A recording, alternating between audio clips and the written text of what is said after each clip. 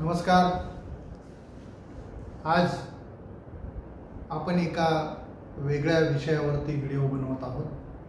खास करून हा व्हिडिओ विद्यार्थ्यांसाठी नाही, तर हा व्हिडिओ शिक्षकांसाठी आहे, क्राफ्ट इन्स्ट्रक्टरसाठी आहे आणि तोही जे नव्याने सेवेमध्ये रुजू झालेले आहेत अशा नव्या सहकारी मित्रांसाठीचा हा व्हिडिओ आहे।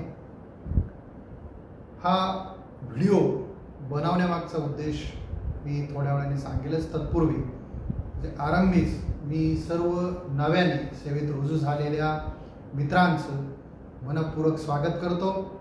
हजारो लाखो विद्यार्थ्यांच्या मधून, उमेदवारांच्या मधून आपण सर्वजण स्पर्धेतून, परीक्षा देऊन यासाठी तुमची निवड झालेली आहे आणि म्हणून मी तुमचं मनपूर्वक स्वागत करतो। व्यवसाय शिक्षण व प्रशिक्षण संचालनालयाच्या अंतर्गत महाराष्ट्रात ज्या ITI आहेत त्या सर्व वेगवेगळ्या ITIच्या मध्ये आपण काम करत आहात। आपली जी काही सुरुवात आहे याबद्दल मी तुम्हाला पुनश्च शुभेच्छा देतो, अभिनंदन करतो, अभिष्टचिंतन करतो आणि आपल्या आजच्या व्हिडिओला आपण सुरुवात करणार आहोत। तर ITI मध्ये क्राफ्ट इन्स्ट्रक्टर म्हणून सेवेत रुजू झाल्याच्या नंतर आपल्याला काही गोष्टींची पायाभूत माहिती असावी यासाठी हा व्हिडिओ जो काय आहे तो आपण करत आहोत। सुरुवातीला आपण पाहणार आहोत की हा जो आपला विभाग आहे याची तुम्हाला माहिती आहे, परंतु त्याची उजळणी आपण प्रारंभी करूया। व्यवसाय शिक्षण व प्रशिक्षण संचालनालय हे राज्याच्या कौशल्य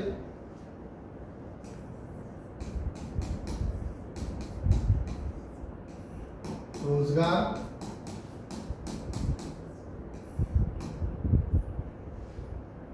उद्योजकता व नाविन्यता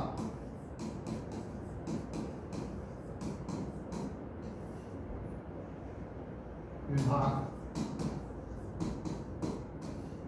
महाराष्ट्र शासनाचा हा विभाग आहे कौशल्य रोजगार उद्योजकता व नाविन्यता विभाग।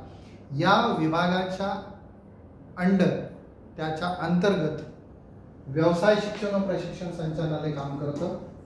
व्यवसाय शिक्षण व प्रशिक्षण संचालनालय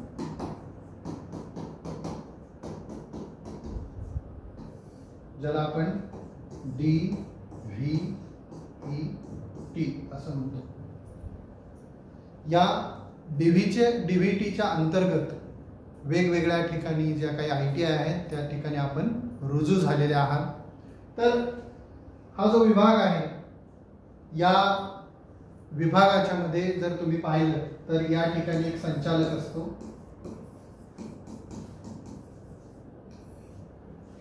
आणि त्यांचं मुख्यालय म्हणजे आपल्या विभागाचं मुख्यालय ते मुंबईमध्ये आहे।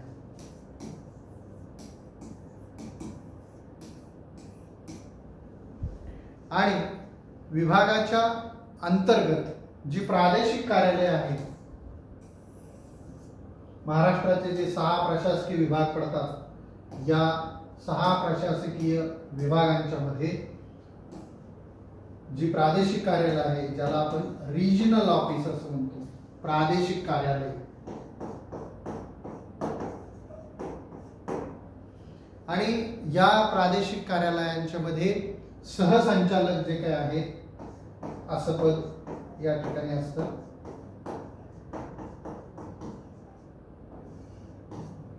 तुम्ही सर्वांनी तुमच्या नियुक्तीचे आदेश पाहिलेले आहेत, त्यावरती नियुक्तीचे जे आदेश आहेत त्यावरती स्वाक्षरी तुम्हाला सहसंचालकांनी केलेली असल्याचं दिसून येईल। तर ही जी काही आपल्या डिपार्टमेंटची व्यवसाय शिक्षण व प्रशिक्षण संचालनालयाची हायरार्की मी थोडक्यामध्ये तुम्हाला समजून सांगतो आहे। आणि मग या प्रादेशिक कार्यालयांच्या मध्ये तुम्ही जर पाहिलं सहसंचालक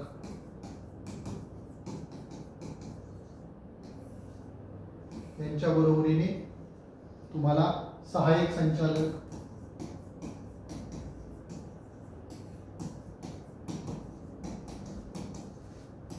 त्यामध्ये तांत्रिक आणि अतांत्रिक असे काम करताना तुम्हाला दिसून येतील. बाकीचा जो काही इतर कार्यालयीन स्टाफ असतो तो त्यामध्ये असतोच.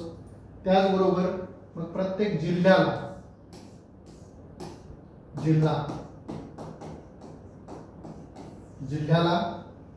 व्यवसाय शिक्षण व प्रशिक्षण अधिकारी, ज्याला आपण डी हे जे काही पद आहे ते प्रत्येक ठिकाणी असतं. त्यानंतर आपली जी काही संस्था आहे, संस्थेच्या मध्ये प्राचार्य हे पद आहे. उपप्राचार्य काही ठिकाणी असतात. गटनिदेशक,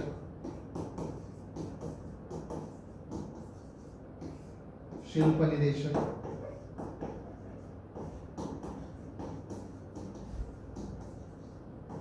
आणि चतुर्थ श्रेणी कर्मचारी अशी एक हायरार्की या प्रशिक्षण विभागाच्या मध्ये तुम्हाला दिसेल. जर संस्था ही विभागीय स्तरावरची असते तर त्या ठिकाणी प्राचार्याऐवजी उपसंचालक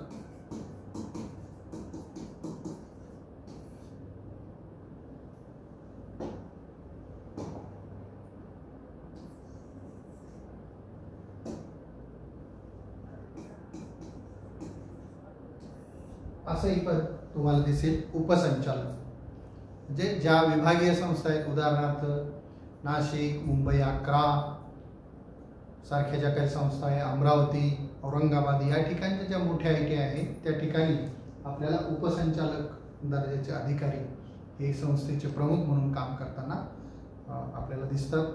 याबरोबरच या ट्रेनिंग विभागाबरोबरच कार्यालय जे काही आहेत, या कार्यालयांच्या मध्ये काही ठिकाणी प्रबंधक,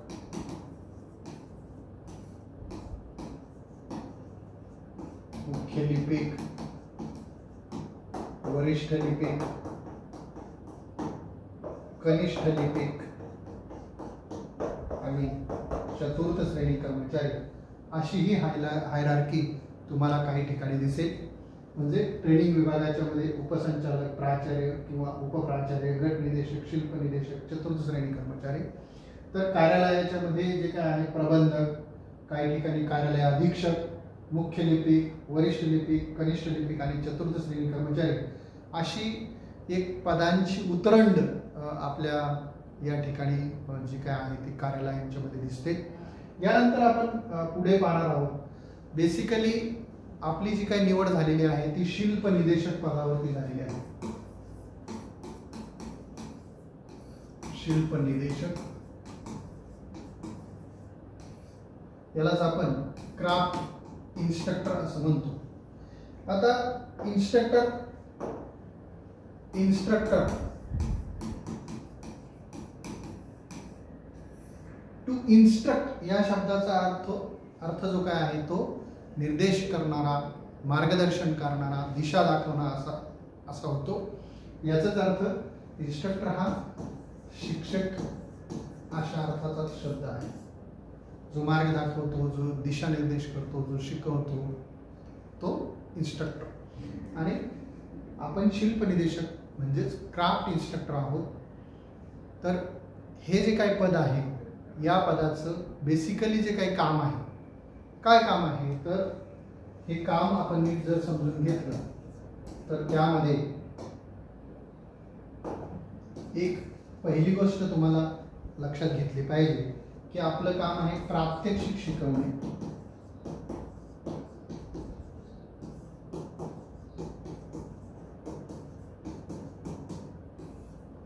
आणि दुसरं महत्त्वाचं जे काही काम आहे ते आहे सैद्धांतिक, ज्याला आपण थिअरी असं म्हणतो. तर प्रात्यक्षिक शिकवणं म्हणजेच प्रॅक्टिकल शिकवणं आणि थिअरी शिकवणं म्हणजे सैद्धांतिक विषय शिकवणं, ही शिल्प निदेशकाची मुख्य 2 कामं आहेत. या व्यतिरिक्त संस्था प्रमुख आणि राज्य शासन, केंद्र शासन वेळोवेळी जी कामं आपल्याला नेमून देईल ती जी काही कामं आहेत ती आपल्याला करावी लागतात. तर ही आपल्या पदाची जबाबदारी आहे. आणि दुसरं, आपण जे काय शिकवतो ते काय आहे, तर आपण जी योजना मुलांना शिकवतो तिचं नाव आहे CTS. CTS योजनेला आपण म्हणतो क्राफ्ट्समन ट्रेनिंग स्कीम, ज्याला आपण शिल्प कारागीर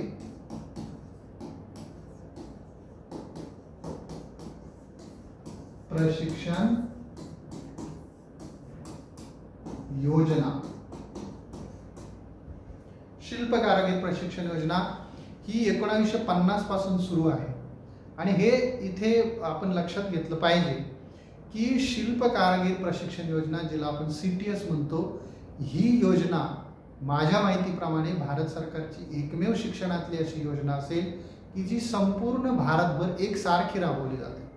याचा अर्थ असा की या योजनेच्या मध्ये जो काही अभ्यासक्रम आहे तो संपूर्ण भारतभर सारखा आहे. त्याचबरोबर त्याची प्रशिक्षण देण्याची जी काही पद्धती आहे, त्याचे जे नॉर्म्स आहेत, नियम आहेत, रूल्स रेग्युलेशन आपण जे म्हणतो, ते संपूर्ण भारतभर जे काय आहे ते सारखे आहे. तर ही जी काही CTS आहे हिच्यासाठी तुम्हाला या योजनेचा प्रशिक्षक म्हणून, क्राफ्ट इन्स्ट्रक्टर म्हणून तुम्हा सर्वांची नियुक्ती जी काय आहे ती झालेली आहे. आणि 1950 पासून सुरू झालेल्या योजनेमध्ये देशी उद्योग जे काय आहे, आपल्या देशातले जे काही उद्योग आहे, या उद्योगांना कुशल मनुष्यबळ पुरवणं आणि देशाचा विकास घडवून आणणं हा त्यावेळेचा उद्देश होता. आता या योजनेतून प्रशिक्षण घेणारे जे काही उमेदवार आहेत, तरुण आहेत, ते आपल्या देशामध्ये तर योगदान देतात, त्याचबरोबर काही जण अब्रॉड परदेशी जाऊन सुद्धा रोजगार मिळवतात आणि देशाला परकीय चलन मिळवून देतात.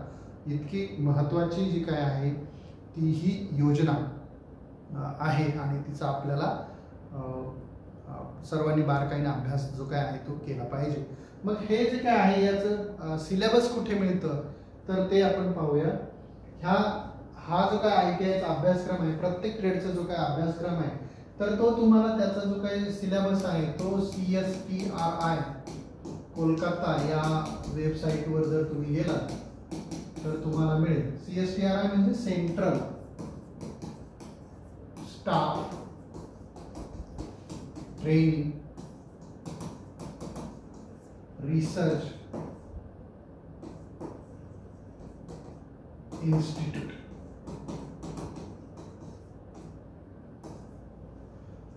तर ही central staff training research institute जी आहे ती कलकत्त्याला आहे. तुम्ही गुगलवरती CSTRI कोलकाता असं सर्च दिलं की तुम्हाला तुमच्या व्यवसायाचा जो काही सिलेबस आहे त्यामध्ये न्यू सिलेबस असं तुम्ही म्हणायचं, असे तुम्ही सर्च दिला की तुमच्या अभ्यासक्रमाची, तुमच्या ट्रेडचा जो काही सिलेबस आहे, अभ्यासक्रम आहे, तो तुम्हाला त्या ठिकाणी उपलब्ध होईल. तुम्ही तो डाउनलोड करून घेऊ शकतात. त्यावरती नमूद केलेलं असतं की तुमचा कोणत्या लेवलचा अभ्यासक्रम आहे. बेसिकली NSQF लेवल असं त्या ठिकाणी दिलेलं असतं, NSQF. तर याचा अर्थ होतो नॅशनल स्किल क्वालिफिकेशन फ्रेमवर्क. NSQFचा अर्थ होतो नॅशनल स्किल क्वालिफिकेशन फ्रेमवर्क. याच्या लेवल दिलेल्या असतात. लेवल म्हणजे 1, 2, 3, 4. साधारणपणे 1 वर्षाचा जो काही ट्रेड आहे त्याला 3री लेवल असते आणि 2 वर्षाचा जो काही ट्रेड आहे त्याला 4थी लेवल असते, असं त्यावरती तुम्हाला दिसेल.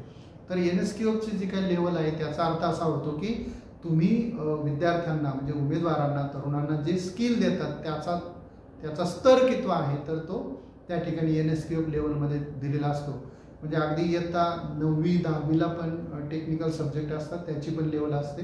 परंतु आज आपला तो विषय नाही, पण हे समजून घेतलं पाहिजे की NSQF काय आहे, ह्या CSTRI काय आहे, आपला अभ्यासक्रम काय आहे, याच्या लेवल काय असतात, हे जे काय आहे ते आपल्याला समजून घेतलं पाहिजे.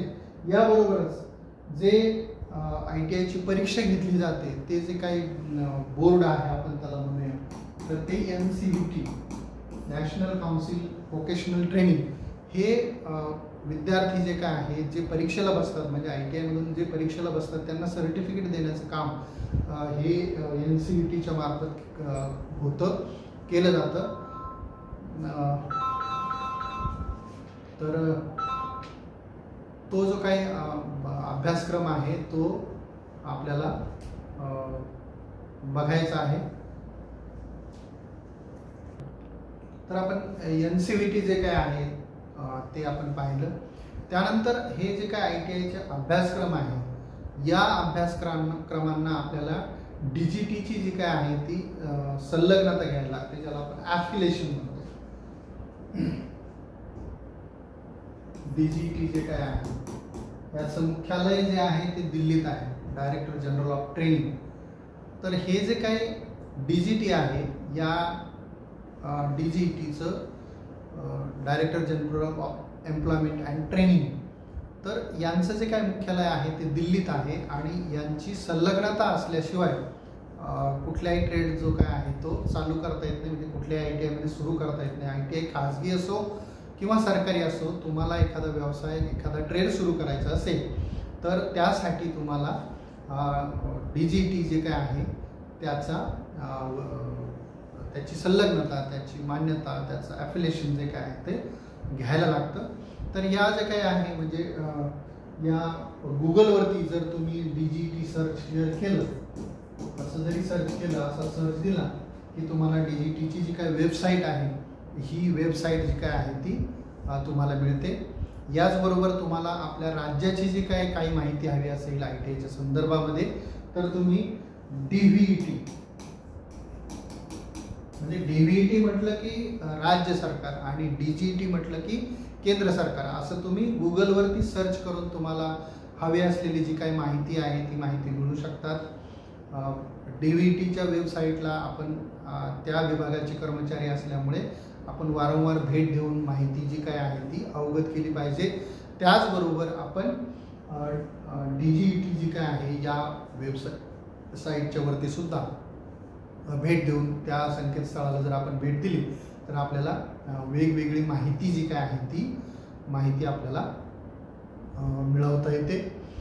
याचबरोबर आपल्याला आणखी एका गोष्टीची जी काय माहिती आहे ती असली पाहिजे, ती म्हणजे भारत स्किल.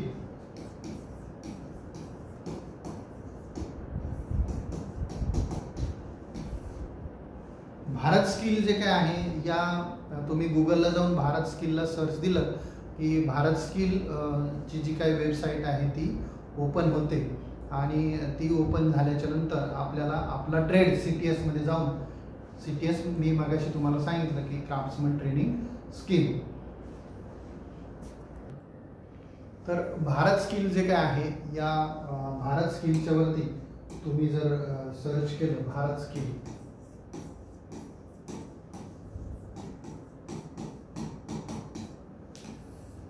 तर यामध्ये सुद्धा तुम्हाला माहिती मिळेल असं मी यापूर्वी सांगितलेलं आहे. तर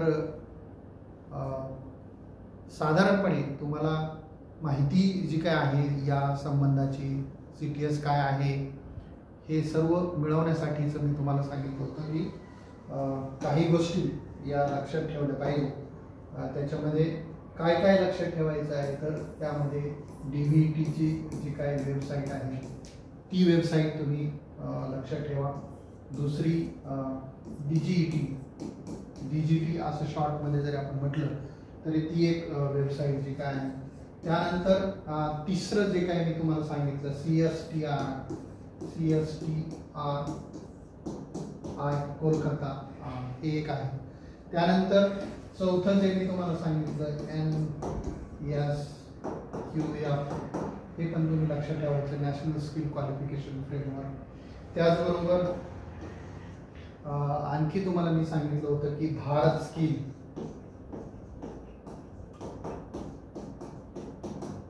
ही एक जी काही गोष्ट आहे ती पण तुम्ही स्मरणात ठेवा की या गोष्टींचा आपल्याला दैनंदिन जो काय आहे तो वापर जो काय आहे तो करायला लागतो. यानंतर ॲक्च्युली इन्स्ट्रक्टर म्हणून काम करताना कुठलं ट्रेनिंग रेकॉर्ड लागतं, काय काय आपल्याला इन्स्टंट जबाबदारी जी काय आहे ती पार पाडायला लागते, याबाबतची माहिती आपण पुढच्या व्हिडिओमध्ये पाहणार आहोत.